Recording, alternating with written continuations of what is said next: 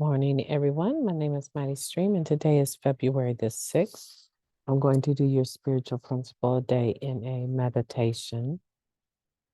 I hope you're having a beautiful morning.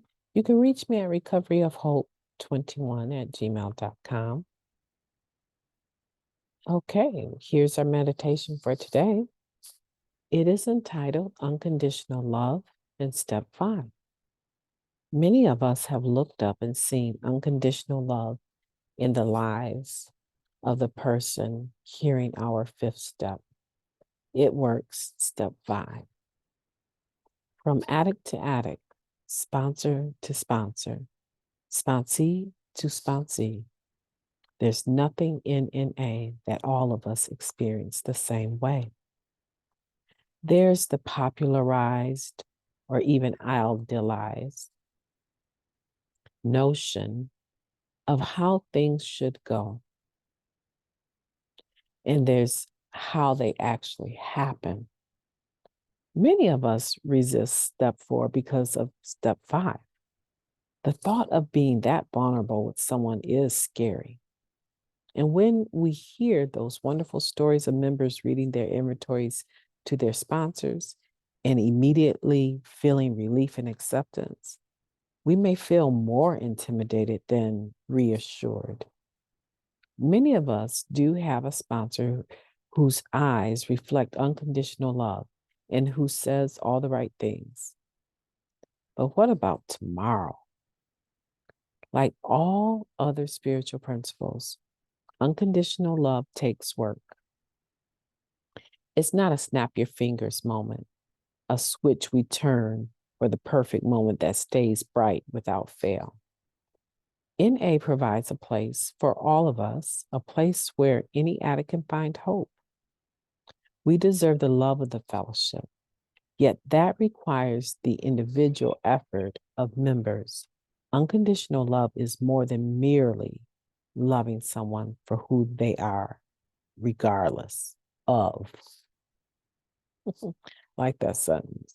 Unconditional love is more than merely loving someone for who they are, regardless of ... right? Fill in the blanks. In the summer, in the sponsor-sponsee relationship, I wish it was summer. In the sponsor-sponsee relationship, loving is more than just accepting. A sponsor shared, unconditional love says that I will invest in your growth no matter what. I intentionally decide to invest in someone regardless of who you are or what you've done. We all deserve that. I also have to be working on myself to loosen and remove the conditions on love that my life experiences have placed there.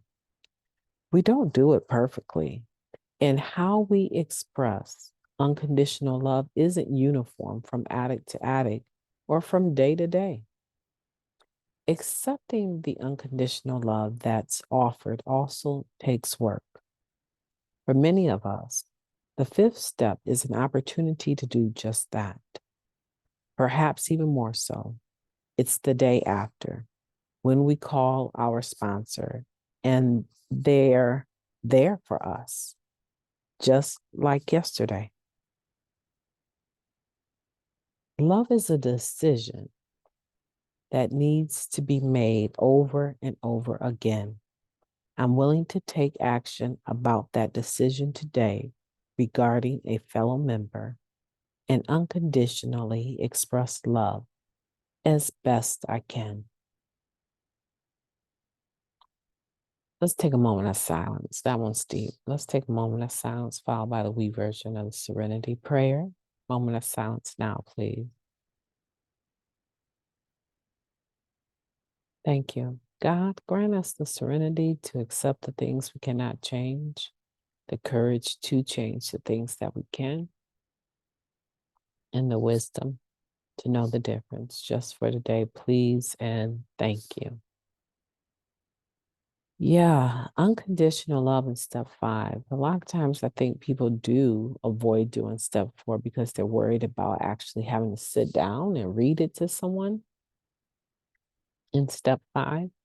They may feel regret over all that they wrote, or maybe regret over how little they wrote, or they may feel regret about nervousness about the lies that maybe they wrote in their fourth step.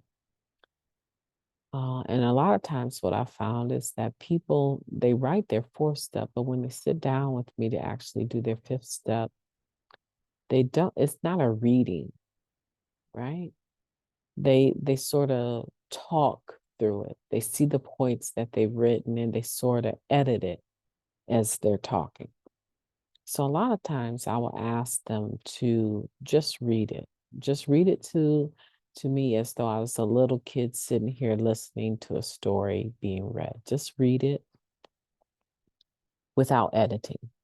Because when you begin to edit, you take away from the moment and the time and the energy that you invested in doing your fourth step. And editing oftentimes looks like adjusting the truth or omitting, lying by omission, or just plain lying. Editing sometimes comes across as what I have here on this paper. I don't want to share it just like that. I don't want to share that right now. I'm having a reservation about sharing it, even though I wrote it. So let me edit it. Let me surmise it, right? Summarize and put it, summate it rather, and put it in fewer words and make it sound more beautiful than it actually went down on paper. So be careful about trying to edit when you're going over your fifth step. Just acknowledge in the moment, I'm really nervous to read this to you, but I'm going to try. And then go for it. Again, like I say, a lot of people avoid the fourth step because they're worried about the fifth step. And what you want is someone you trust, someone you have a relationship with, someone that has decided to stay connected to you regardless to your good and your bad days. Now, a relationship sometimes can go into a point of abuse, right? Where a person is not cognizant of your core values. They're only aware of their own. And they can cross those lines repeatedly, even though you've reminded them not to. And then, so that's something that's different than someone that is unconditionally loving you and there for you no matter what, right? And that's what you want. You want someone that has a pattern, a history of just being there for you, right? Without judging you. And a lot of times our sponsor, depending on who they are and depending on, their own background, it doesn't look the same. Like this reading is saying, unconditional love doesn't always look the same. It doesn't look the same from person to person. And sometimes it doesn't look the same situation to situation. You can go from having unconditional love to needing to tough love someone. And for them, when you tough love them, it's not going to feel unconditional. It's going to be conditional to them. And in a sense, it is, right?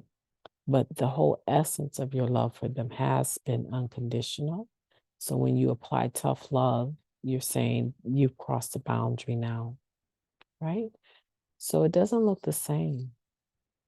A person can unconditionally love you and apply boundaries, right? That's what I want you to understand.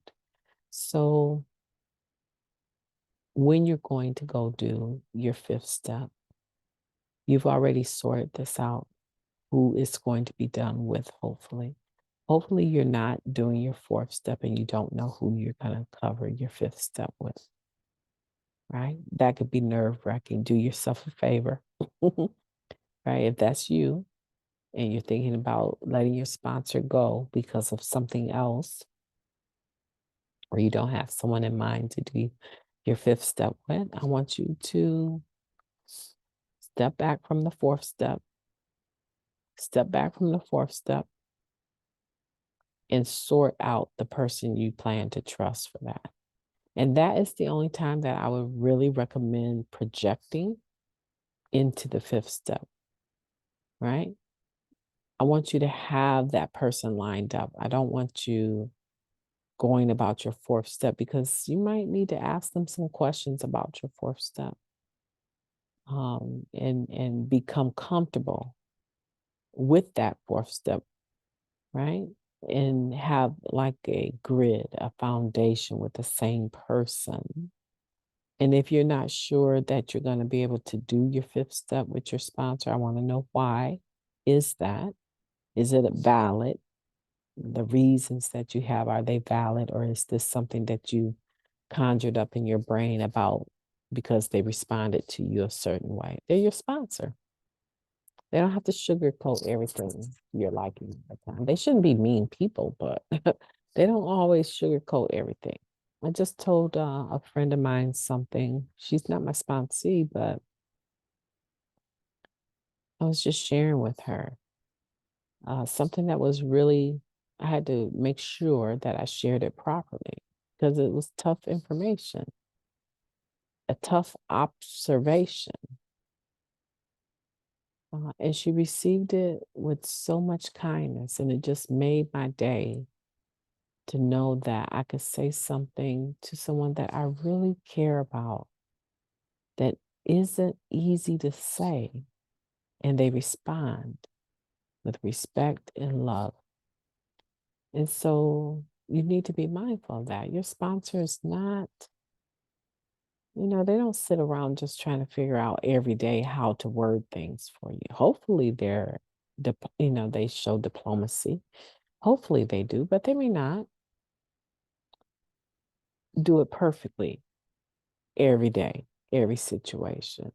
Don't run from them because of that.